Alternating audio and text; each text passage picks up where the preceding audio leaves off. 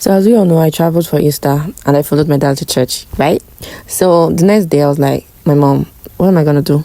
I decided to follow her to the market because I usually go to the market to visit her. Like I would just stop by, spend a few hours, then go. But today I was like, no, I want to actually feel how it is dressing up for this market, going to the end, like to the end until she wants to go. So that was just the whole idea. I want to experience the market myself. I'm sorry, this is going to be a long vlog. So we woke up around 5, we got ready and we set out. It was still kind of dark really, but when you get to like the junction, the Obibo Market junction, you understand that these people literally wake up early. You will see women by 3 a.m. they are outside selling. That is why I'm coming to Maya, and sometimes you have to wait for these market women to come out by 8, 9. It's kind of new because Port Harcourt, where we come from, by 4, if you go to the market, you're going to see somebody to buy from. And I'm not even kidding.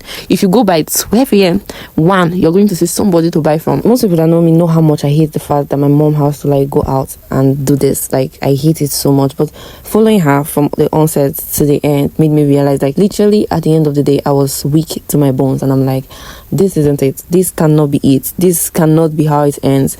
But let me introduce you to one of the biggest markets in, I don't know in what, but yeah, the market is quite large. It has different sections.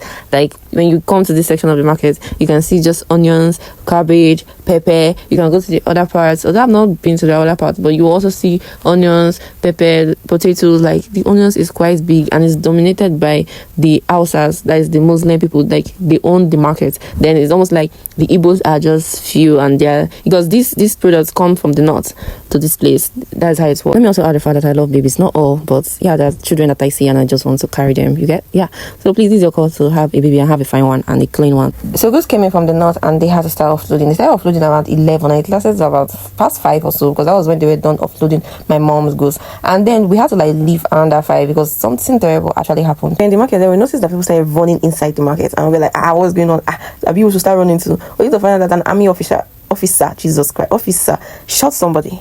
Like shot a keke man for no reason because they were having like an argument. And according to the story, the officer actually entered the keke man car and the keke actually, but nobody actually can tell what the problem was, what they were arguing about, that led to the man threatening him with the gun. And according to what was said, the man said it was a mistake, that he didn't mean to fire. Like, how does that even make sense? That somebody left his house to hustle, told his family that I'm coming, let me go and make money, and you shot this person because of a stupid mistake. Like, and that was it, and that will be it, and justice, nothing will be done. The boy will just be taken to the mortuary, buried, and that is it. Blood of the innocent persons. I don't think this country can be liberated. I really do not think. But maybe since America is the way it is, despite all the evil they did, maybe there's still hope somewhere.